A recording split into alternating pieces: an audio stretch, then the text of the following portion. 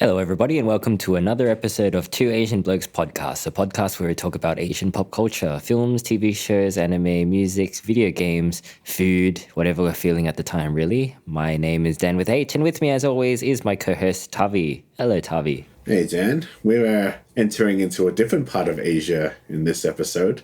It's not a Japanese film, and it's not a Korean film. Yeah, no, this is a very surprising episode, to be honest. Yeah, and I don't think either of us were expecting to do this at this stage of the game, but here we are. Yeah.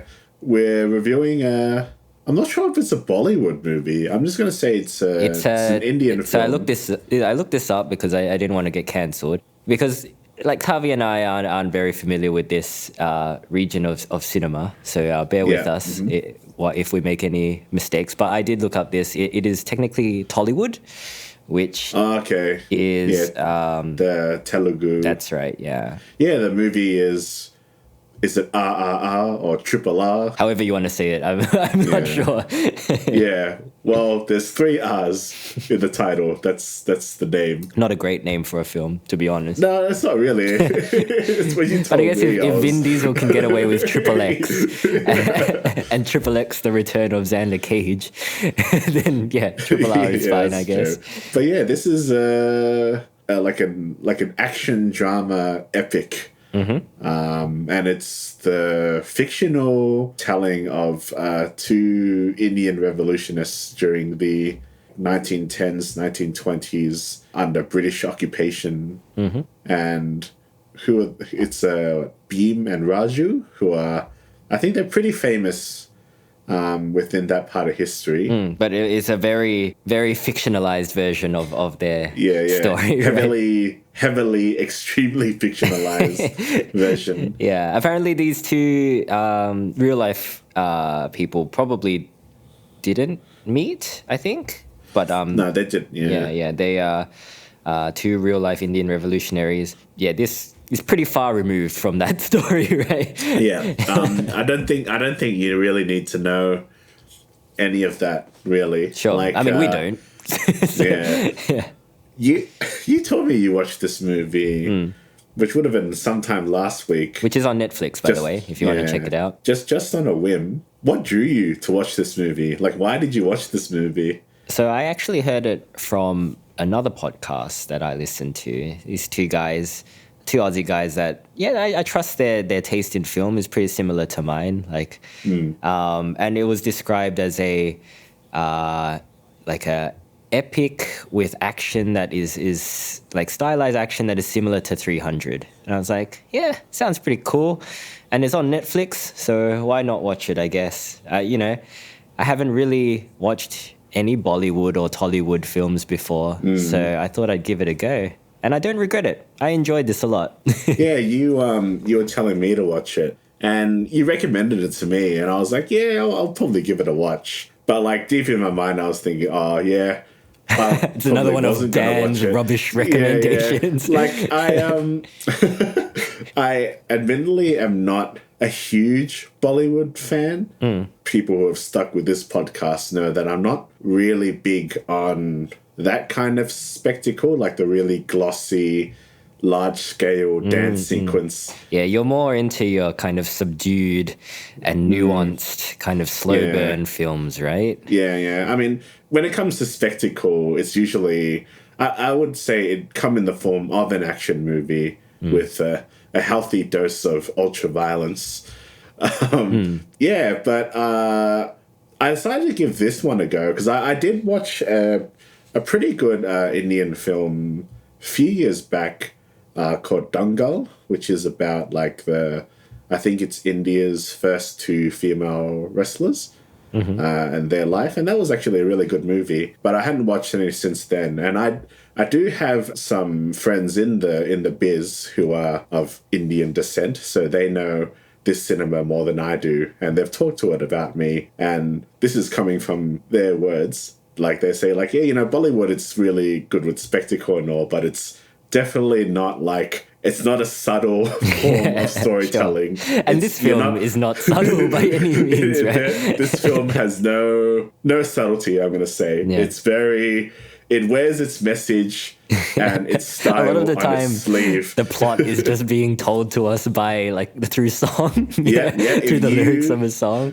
You will not be lost in this movie. Yeah. Like, you will know exactly who to root for, exactly who to hate. But anyway, yeah, I decided to give this movie a go because I'd watched a string of rather depressing movies before this one. So I'm like, all right, let's switch it up a bit. Like, I don't think this is really gonna make me feel depressed, and it didn't. No. And yeah, I actually really enjoyed this movie as well, which I did not expect at all. It's a fun time, right? It's a fun 3-hour time. It is. It really was. Like, with your description before being like Zack Snyder-esque, action film is pretty spot on. There are a lot of action scenes in this movie. And it seems like high production value as well. Like I said, I haven't seen any Bollywood films really, but like it looked a lot slicker than I expected. There's definitely some there's obviously CGI. Like Well, they tells tell you that all of the animals, all the animals in this film are CGI. and to be honest, like, I think for the first 20 or 40 minutes of this movie, I was kind of being a little bit overly critical at points. I was telling you there was something wrong with the dubbing. Yeah. But then I realized, and this is a really dumb thing on Netflix part, I don't know why they do this sometimes, but they didn't provide the original Telugu recording. It's only the Hindi version. Yeah. And you know me about watching dubs. Yeah. Because I was just watching it. I'm like, the lip syncing seemed off to you. All the dialogue and the actors, they look like they're fish slipping. Sure. I think that's the technical. Except for the ones that are speaking English. Yeah. But even then, after a while, I kind of noticed there was a bit of fish slipping. And then that was a big criticism of mine. But then I realized that it's not the movie's fault. It's the only version that we can watch. Yeah. Which is Netflix. that's not right? We should have access to the Telugu version. I don't know why.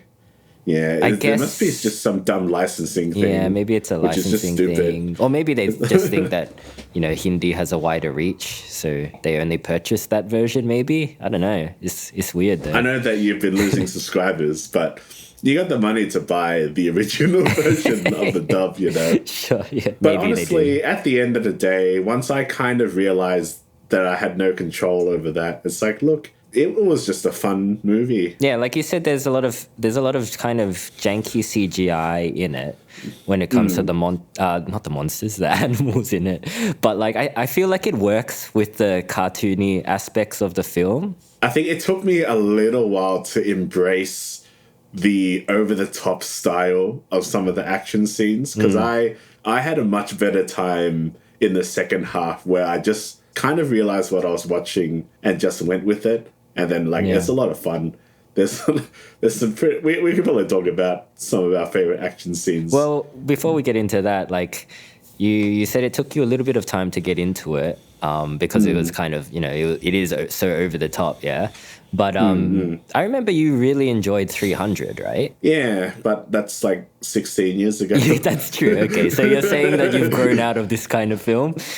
Yeah, okay. I still enjoy 300 as kind of a no-brain action movie. And that kind of style does look really cool, but you wouldn't say that it's a good film anymore.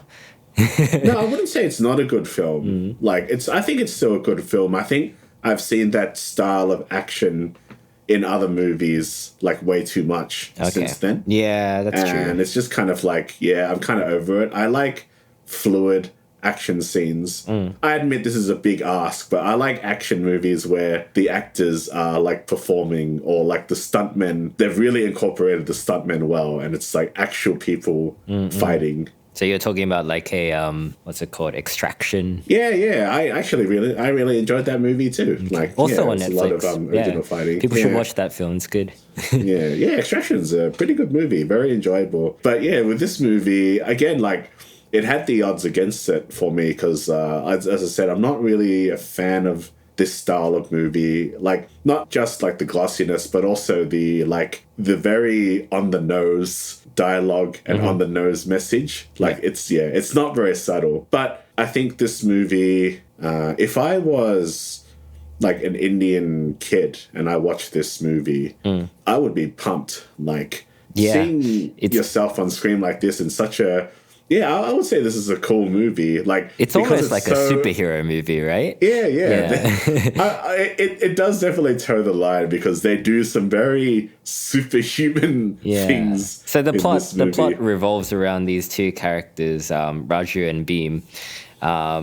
Who Raju is like a steely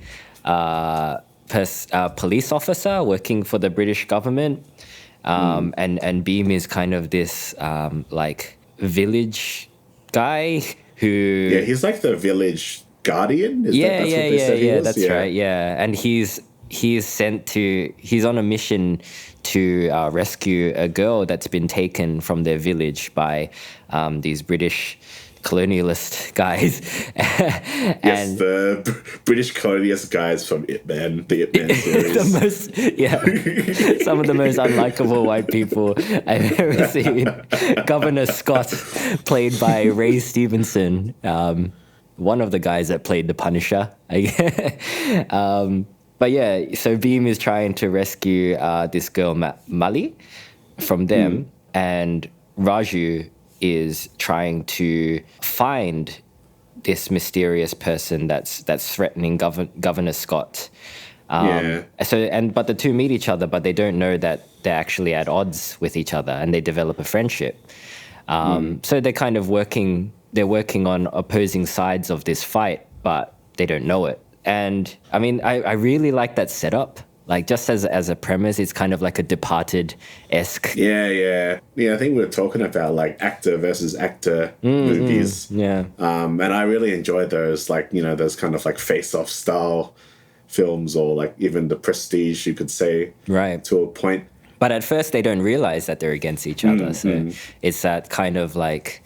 It's almost, they develop a bromance, I guess, which, I mean, this film kind of reminded me a lot of, like, those... old Hong Kong films, like an Infernal Affairs or some of the old John Woo films. In terms of the bromance? In terms of the bromance, yes. And also just the stylized action.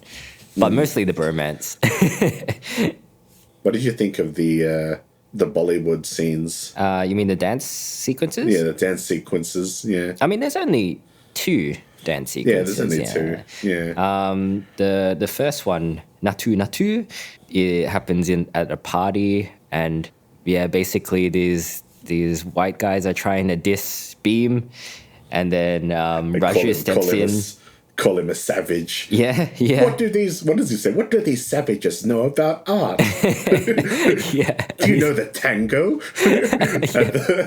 Flamenco. It's very... so good. And then Raju steps in and tries to defend Beam, and it turns into a big dance battle, which was great. It was so good. I thought, man, I really enjoyed it. Like, it's probably, to my recent memory, the best dance battle that I've seen depicted in cinema. Because, like, what my friends tell me about, like, Bollywood film is that, like, the cinematography is generally really good. And that definitely shows in this as well. Just the way that, like, you know, you hear the, like, you hear Raju, like, beat the drum. Yeah. And it's, like, kind of off camera. And then, like, that shot is just, like, gives him power. I think it's, like, an upper angle shot or whatever. And then it's just, like... the sound design there, like, echoing through, like, the atmosphere at the party, and then it's just like, it's very, like, empowering, and it's shot like an action scene as well. Like the way he kicks the cymbal up, you know, like you see the cymbal kind of it's a platter, I think, and it's kind of rolling away in slow motion, and then like he kicks it up really cinematically and starts beating on the drum. It's like the way it's shot is similar to the way a lot of the action scenes are shot. But like the dance is just, it's so energetic. It is, and it's aggressive, but not like angry aggressive. It's like, it's joyful.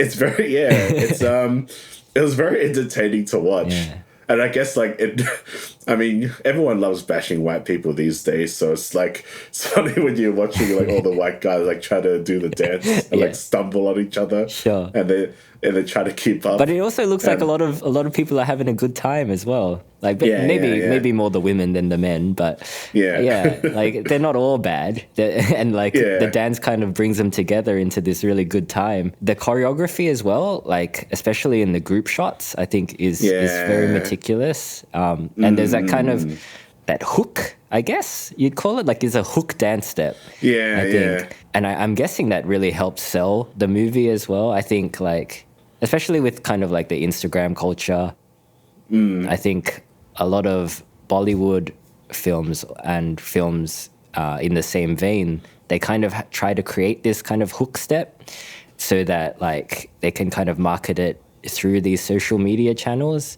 Because like, yeah, it's almost like a dance challenge, right? Are you familiar with the concept of a dance challenge? I know you're not really on social media. I mean, is that when like you reply to someone with your own dance or something? No. Is your hashtag or whatever? It's like when there's a specific bit of a choreography. Oh, yeah. I'm familiar with, and then like people just try to do it. bit. And film themselves just doing it. Yeah. Like, I think the first one I saw was like from that Zico song, Any Song. But yeah, anyway, like I think that kind of helps with marketing. It also makes it really fun to watch as well. When you've got this kind of, it's like quite simple choreography usually. But yeah, just it looks really cool and gets you really into it. I don't know what it is, but it's great. The plot is pretty simple in this movie. Like it's very easy to follow. But I do like these kind of revolutionist stories as well. It's like, it's always fun to watch, you know, like kind of the oppressed, like bearing down on their oppressors, you know, and kind of like freeing themselves. And it's because the film is an Indian production, they probably do have a right to depict the white people as they have. Sure. I mean, it's not a new thing, I guess. Especially, I guess, like you see it a lot in Chinese cinema as well, I think. Like the Ip Man films, for example, like you mentioned. Like they're full of patriotism and, you know, fighting against oppression. Yeah, usually in these movies, it's either white people or Japanese people. I think they're like the punching bags. I think the... you know, the overacting of the supporting cast, like Ray Stevenson, as I mentioned, and the other white guys, like, I think that really helps, like, sell it, because it's so cartoonish how evil they are. So, like, you can't really get mad at it, you know? I think in this sense, it's like, there's not a realism in the film, but there's a realism in the, I guess, the emotion, because it probably did feel like that to them, you know? Yeah. And that's probably how they saw, like, white people. I mean, like, I'm sure, them, like, similar atrocities, like the kidnapping of Mali, probably did happen. And, you know, it does touch on themes that definitely happened, like forcing the native people to do work that they just didn't want to do, that kind of stuff, like treating them as second-class citizens, obviously. But yeah, the way it's handled, I think it's kind of in line with the over-the-top and like comic booky elements of the film. It's very like much a theater cinematic experience, and like, you know, you're watching a film, you know, it's like made for like pure entertainment, but there is like an underlying history that you're learning about here. And there's definitely a lot of effort, as we were talking about the Bollywood sequence, the dance sequences, and even the action sequences as well. Like, they would have had to have a lot of extras on some of the scenes. Like, one of the first scenes that involves Raju is he's trying to prove himself to the British police. 'Cause he wants a and they tell him promotion. to, like, there's like that massive commotion of like crowds of what looks like could be like 1,000 people bearing down on this one police station, and like one guy throws a rock, and then the British guy's like, arrest that man. and then Raju goes to get him, because at this point you don't really know what his motivation is. You know what he wants to do. He wants to get that guy and he like fights tons of dudes like by himself. That was great. It kind of reminds me of like, the romance of the Three Kingdoms kind of vibe. Just like just one Like guy Dynasty taking on a Warriors. massive horde of enemies. And like he's not invincible either. You don't get a sense that he's like untouchable, because they do hit him and like stop him to a point. And he does bleed, but just his determination and ferocity gets him through. No human being would ever survive such a thing, but like you kind of let it go because like it's a movie, you're trying to portray these two probably fairly prolific historical figures like as what people probably think they are in their minds, as like these kind of very superhuman men. The introduction to Beam as well, when he's like fighting a tiger or something. Well, he's running away from a wolf. I think he's trying to trap a wolf, but ends up getting trying to get a tiger. But I think it's also drawing parallels to an Indian epic, Ramayana, pretty major epic of Indian history, and it kind of depicts like it talks about Lord Rama and Hanuman, who is a companion to the god Rama. So I think they're also kind of like trying to draw parallels to that character, with Raju being Rama and Beam being Hanuman. So like that's why they're kind of depicted as superhuman to an extent, I think. It's interesting to watch like these kind of, I guess you'd say, modern or contemporary retellings or films from like the history or traditional stories. Sure, it's like how the Journey to the West has been done so much, but it is fun to watch. And as you mentioned, Romance of the Three Kingdoms.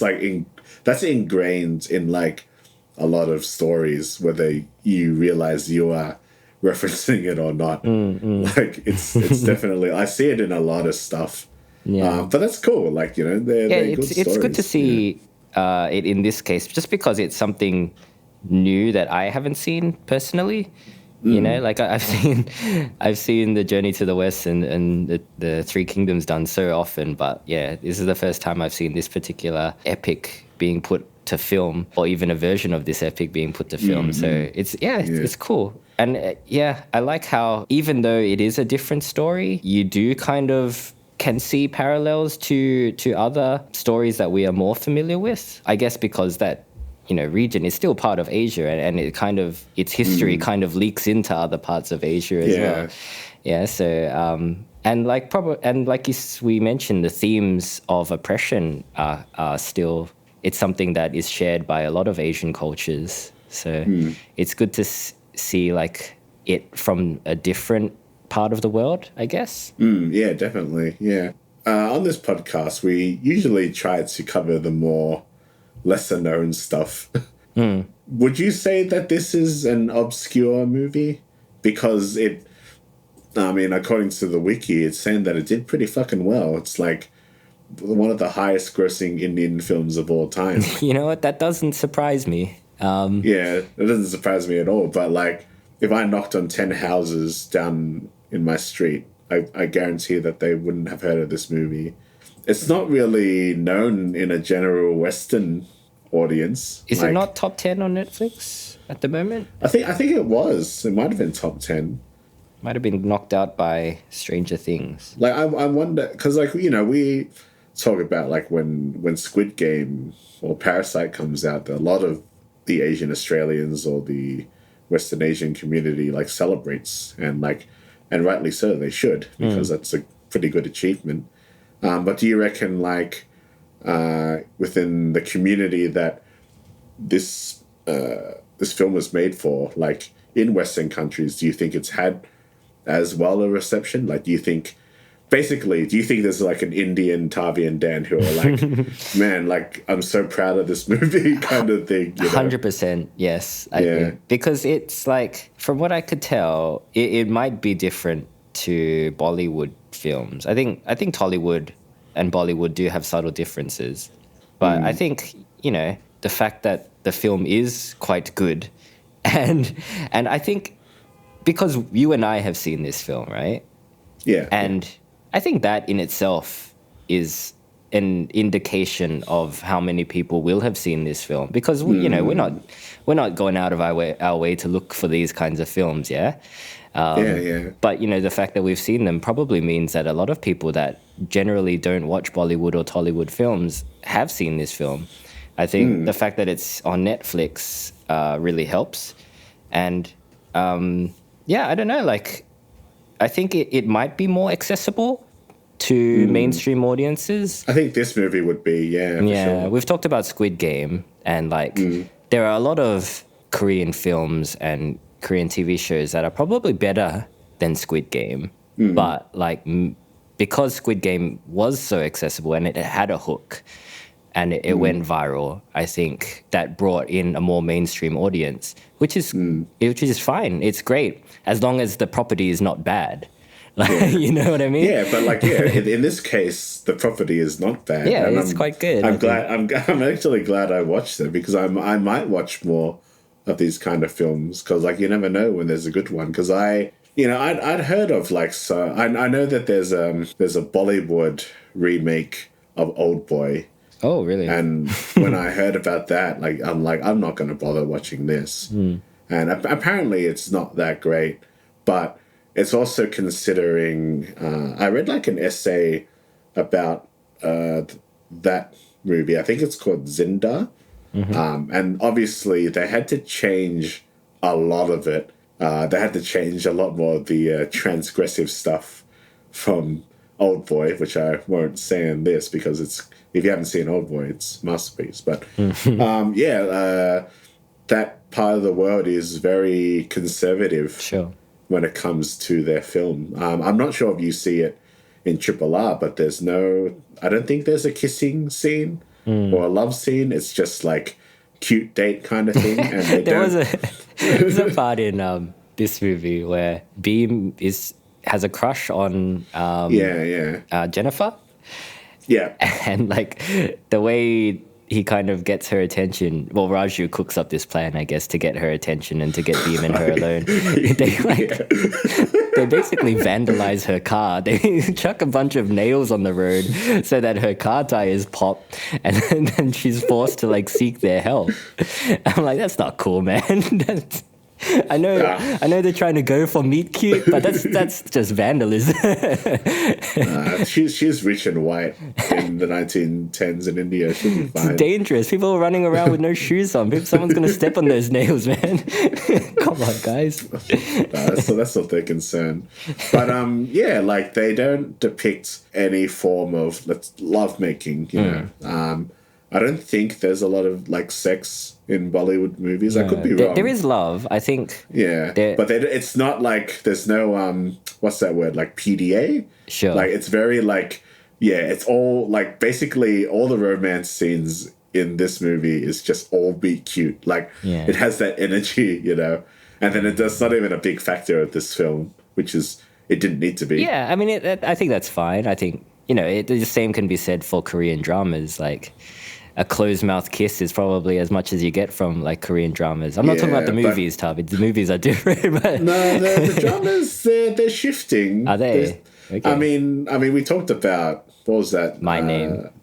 My Name. Where there's like a full-fledged sex scene in that movie, that TV series, and I think I've seen a couple where there's like more violence and more sex. Yeah. I think if given time, Bollywood and Tollywood will probably get there. It's probably not there yet, but I think once it does have more of a like grasp in the Western audience, like they probably would add more of that stuff because like a lot of the Korean original content on Netflix is like there is some graphic stuff in there. They're not like trying to hide from it anymore. I mean, Squid Game again, you know. Sure. It's evolving, and like I think there's always going to be a battle between keeping certain conservative traditions and needing or wanting the Western audience's money.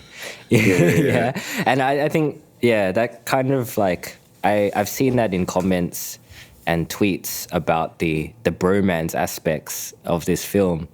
Okay. Yeah, it's because like there were some tweets mostly from Western audiences celebrating this film for being like a gay romance. Some even went as far as to call it a LGBTQ film.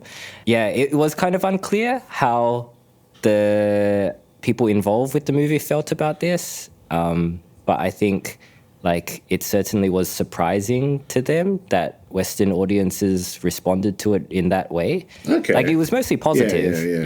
Yeah. But just the fact that they hadn't thought about that aspect, that potential aspect of the film, like being perceived in that way. So yeah, that was interesting, I found. I think in that part of the world, and from what I heard from my friends, that kind of display of affection is pretty common. Like guys hold hands.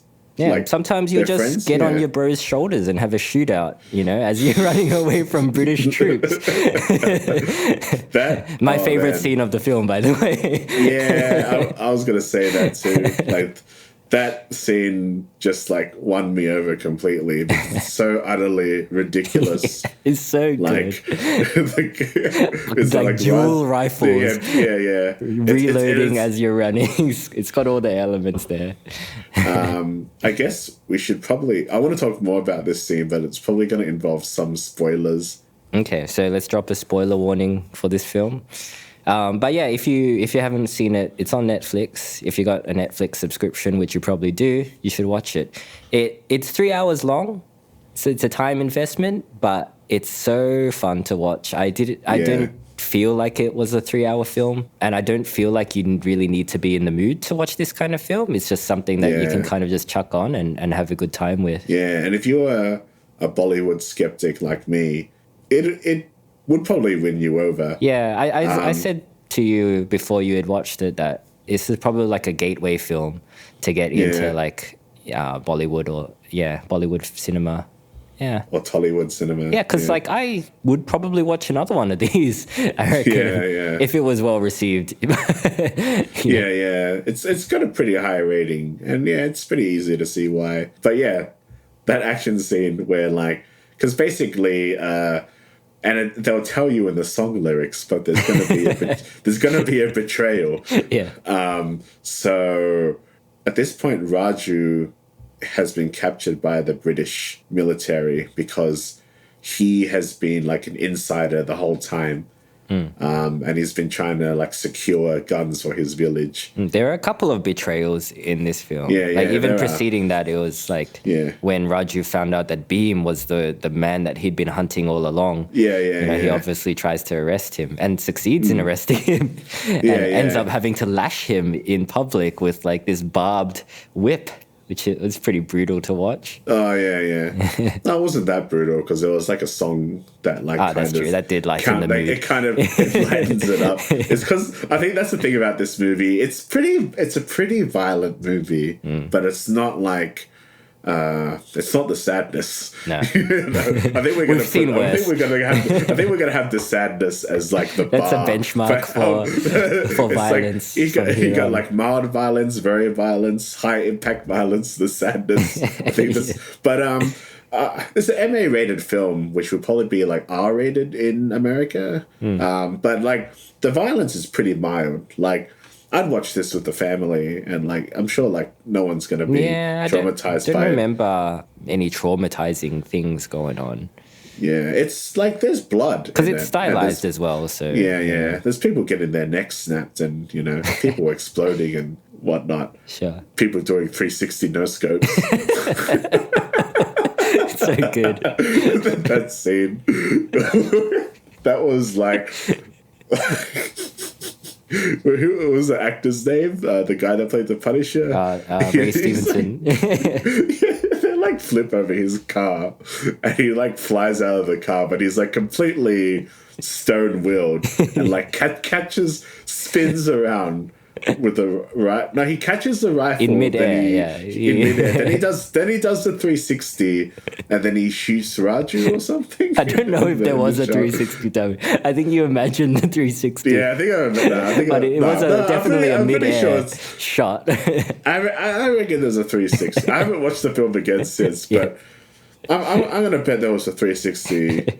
I think he did use the scope, so it's not quite a no scope, but it was a 360 shot, like straight up like Counter-Strike styles or Call of Duty style, like 360, like bang. Which is, it's kind of disappointing because there's not actually much of a showdown with that guy. I thought there was going to be some kind of like sniper showdown, but he just gets wrecked in the end. Yeah, he does. But like, I didn't really care too much because there were like 3 back-to-back excellent action sequences. Yeah, it's true. By the time you get to the big boss, you're kind of exhausted. Yeah. In the escape, in our favorite scene that we were talking about, basically, Beam has Raju on his shoulders because Raju's legs have been like immobilized at this point. Yeah.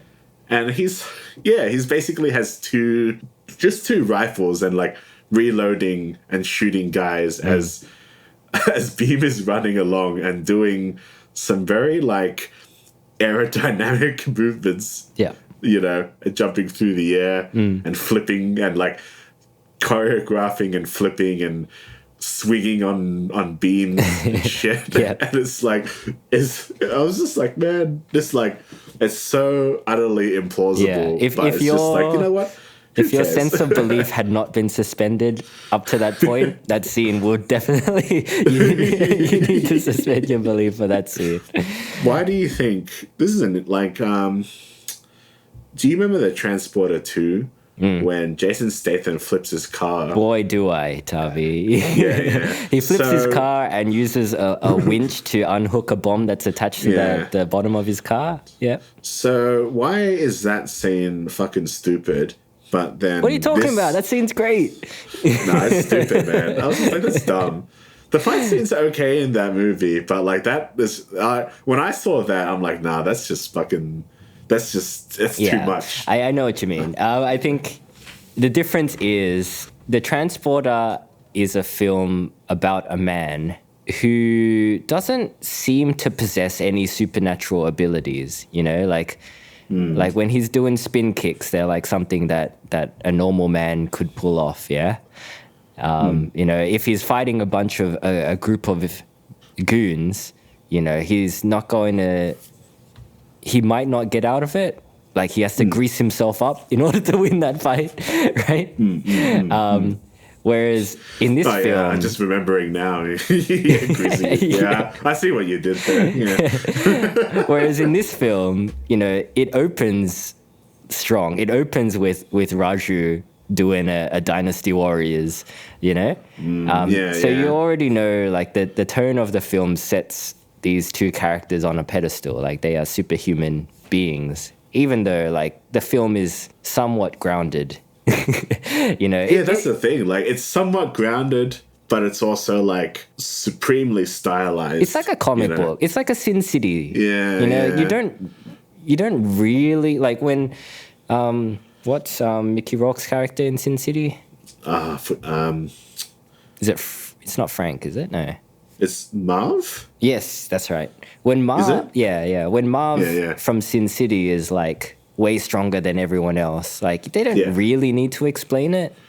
You know? Yeah. He's just like that. And I think that's the same case in this film. Like it feels like a comic book, so you just kind of go with it. Whereas The Transporter, it doesn't really give off that vibe. It's just Statham is Statham, but then he'll do something outrageously, like superhumanly implausible. And then that's when, like, you can't really suspend your disbelief. It's just stupid. It comes off as stupid. Yeah, I think it's also because the film has set its style pretty well. Like, it's definitely very, very stylized, where I guess, like, even in 300, they can kind of get away with it as well. Yeah, in 300, they do justify it, though, by using their tactics. Like, they do funnel them into a narrow space to fight great numbers. I think this movie, because there's definitely a lot of CGI and special effects in this movie, but like I find the action sequences in this film are so like entertaining in a way that I can maybe even forgive the CGI, like because I'm fairly critical, like for the probably millionth time already, like when we watch a Marvel film and then you're watching Black Panther fall down with Killmonger in a pretty like average ending fight scene, which didn't hold my interest at all. But then when you have like something like this, where it's just like it's just so over the top, Sure. that it's just like entertaining to watch. Like I think the penultimate fight scene is like they're in the forest, yeah, And that's when Raju becomes the embodiment of Lord Rama, I think, where he gets his bow and arrow and his costume. and he's basically like Legolas at this point, and he's just like raining arrows down, like an inhumanly impossible amount of arrows. Because I was confused. I thought, oh, is there like a bunch an of army? people? Like a bunch of Yeah. but no, it's just him. Yeah. And you know what? That's fine, man. Like, you just be like basically a superhero, you know. I think even before that, there's that scene with all the animals. Yeah. You know, like when Beam gets captured, his last attempt to not his last attempt, but an attempt to rescue Mali from the governor's place. He raids the mansion with a bunch of animals, and they're all CGI animals. Like they that's true. They explain they're CGI animals. Yeah, they didn't look the best either, but that scene was cool as well. Yeah. Like, you know, it's just like, yeah, this would never ever happen, but it's just, I don't know, it was just fun to watch. I did like how the animals attack indiscriminately.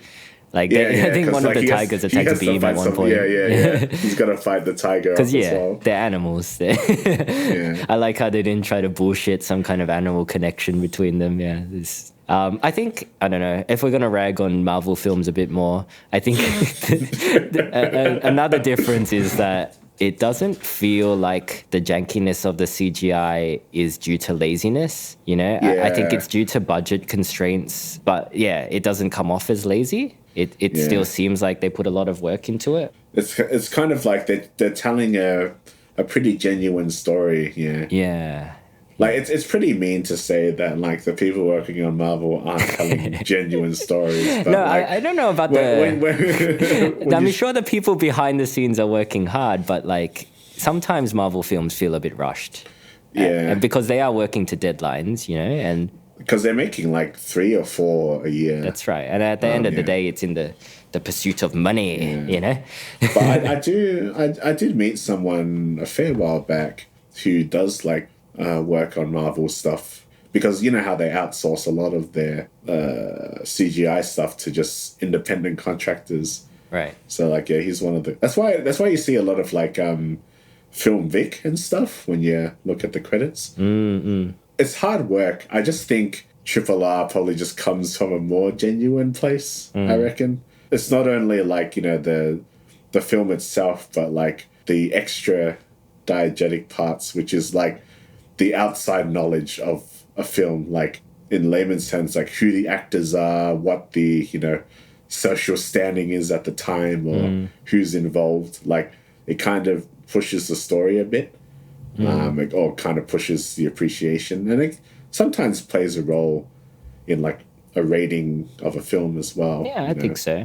I think the craftsmanship matters. Like, a recent example, I guess, is Top Gun Maverick, where it's like they could have just done a bunch of CGI planes, but you know, the fact that they filmed actual planes, and you know, they came up with a way to have the actors in planes while they filmed. You know, it's good. It elevates the film. Yeah, it's also like in Morbius as well. So Jared Leto and Matt Smith actually became vampires. Yeah, and it shows in the quality of that work, I think. Yeah, and especially during the Matt Smith's dance, he had to really embody like what it's like to be a vampire. Yeah, like, you know, it's not easy, and you know, the amount of work that those actors put into that film, and everyone involved. You know, obviously it shows because of how much money that film's made.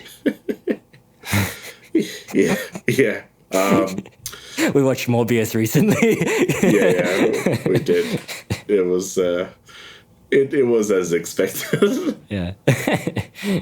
Would you recommend this film to your friends? Yeah, I would. I think I've told some people to watch it. I just said, like, look, you're gonna have a good time, and that's a very like rare for a movie that was against what I thought I was thinking of, because I was walking in expecting not to like this movie, but then I turned out like, I enjoyed it a lot. I do have issues with it. Like, I still would have liked a lot less on the nose dialogue. You weren't a fan of the song lyrics explaining the plot to you?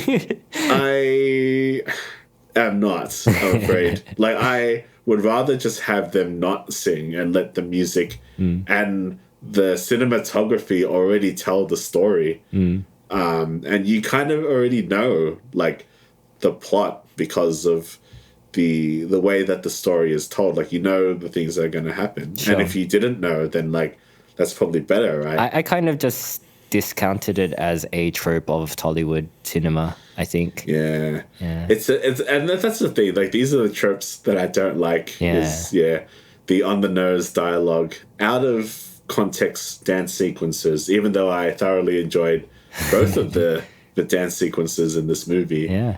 The bit where Beam is getting whipped, and then he sings and it lightens it a bit.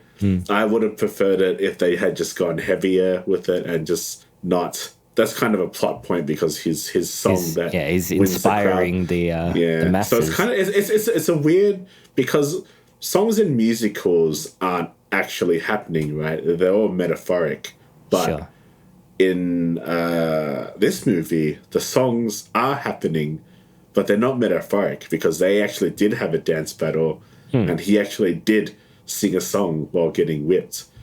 I guess an interesting blend that I'm not really used to. So it kind of does work because it's kind of like a musical, though, isn't it? Yeah. Like, important plot points happen during song numbers in musicals. But like I told you that during our Oscars episode when I watched West Side Story, I haven't seen the original, but watched the Spielberg one. And this was a movie I was expecting to like, but I didn't, because I feel like in that movie, like, the songs like just pause the movie. It pauses the story. Whereas in this one, it doesn't pause this, like, that it's part of the story, the song. And I may not have liked it all the time, but like, it works pretty well, It's also a dope track. The soundtrack it's pretty good, man. I really like the Raj's theme. That really menacing theme. It reminds me of, like, the Predator theme. Oh, yeah. There's a lot of like percussive instruments in this movie, and it's really cool. Like, whether or not people may take offense to this, but like, the closest film I saw to a Bollywood film before probably would have been like Slumdog Millionaire, Yeah. And that's a pretty good movie, and that's got a pretty cool dance number at the end as well. The closest film that I've seen is Kung Fu Yoga with Jackie Chan, which is not a Bollywood film. It's a Chinese film. But apparently the highest grossing Jackie Chan film in China, which seems like a mistake because it's quite bad. But yeah, that's what Wiki says. That doesn't sound right. Well, who am I to argue with Wikipedia? That doesn't sound right. No, Jackie Chan's highest grossing film in China. Kung Fu Yoga, directed by Stanley Tong. Somehow I feel a little bit insulted by this. I mean, like, people not like watch Police Story and... We're talking about the Chinese audience, though. And it is more recent than Police Story, so... Yeah. Let's go into that can of worms. Let's leave that alone. But yeah... The point is, neither of us really knew what to expect from this film, right? But I would say it would be safe to say we were pleasantly surprised. It's good to be proven wrong in this way, because obviously, like, I probably say a lot of shit on this podcast where, like, I'm speculating about things, and even if I'm talking about some of my work or whatever, I've definitely made, like, bad choices, and wrong choices, or I've definitely maybe dismiss some things which I probably should have given another go. But yeah, like, it's good to be open-minded, for someone who can, I guess maybe I can be stubborn with my tastes sometimes. And then I was like, you know what, I'm going to watch this movie and then I'm going to tell Dan that it was crap.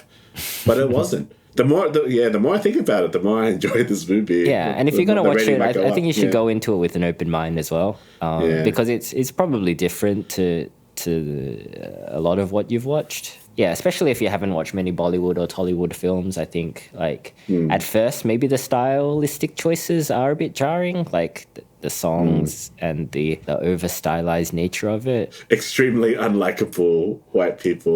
Yeah. Actually, I wonder because if a white audience was to watch this movie, do you think they'd be offended by the... Again, I think it's too cartoony to get offended by it, really. I mean, Japanese people didn't like pachinko. But that's not even cartoonish, though. That's a little bit too real, I think. That's too real, probably. Yeah, you're probably right there. Yeah, just thinking about that. The ones from Ip Man are cartoonish, I think. Yeah, that's true. Yeah, There's you're a probably difference. right. I think it's the cartoonish. Tell us what you think, guys. If you thought this characterization was too much, I feel like all the actors were having a good time as well, though. Like playing their parts, chewing a lot of scenery. Ray Stevenson, yeah. And that guy, Ray Stevenson's sidekick. The character's name is Edwards, I think. He was pretty funny. Oh yeah, that guy. was his that line he says? The ratty dude. I would rather burn the swine or something. yeah, that's it. I would rather roast the swine on coals. Yeah, that's it. It's before, said, sir. That really bit of clear dialogue. Well said, sir. Yes, that's it. I remember now. The courthouse. Even Governor Scott's Governor Scott's wife as well, I think, was just she's kind of deliciously over the top. Yeah. There's only one likable white person in this movie. Yeah, Jennifer. She kind of gets sidelined at the end. It's funny, I told you, even in an entirely Indian production, it's the white woman that's the representation of beauty in this film. But then Raju's got his wife. So they've balanced it, I guess. Mm-hmm. So they're you know what, we don't hate all white people in the 1920s. We just you just kind of oppressed us a bit. Yeah, I'm not sure if I got much more to say about this movie. Yeah, I think we can leave it at that. Yeah, we can probably wrap this one up. All right, guys, what did you think of this film, RRR, or RRR, however it's said? Did you enjoy it? Are there any other Bollywood, Tollywood, or other films of this in the similar vein to this that we should check out? Let us know. You can get in touch with us at twoasianblokes@gmail.com. You can join our Facebook group to be part of the conversation, or you can check us out on Instagram at twoasianblokes if you want to see what we're up to. Honestly, leave us some recommendations, because I would love to see other films that are like this. Yeah, it's a pretty fun movie. I'd definitely be open to watch more of these kind of films. Very easy to watch movies. And with good killer dance sequences. I'm all for that. Yeah. Yes, very aggressive dance sequences. Very, very manly dance sequences, as you said. It's good. All right. All right, guys. Until next time. We'll see you later, yeah? All right, we'll see you later, guys. Have a good one. Bye.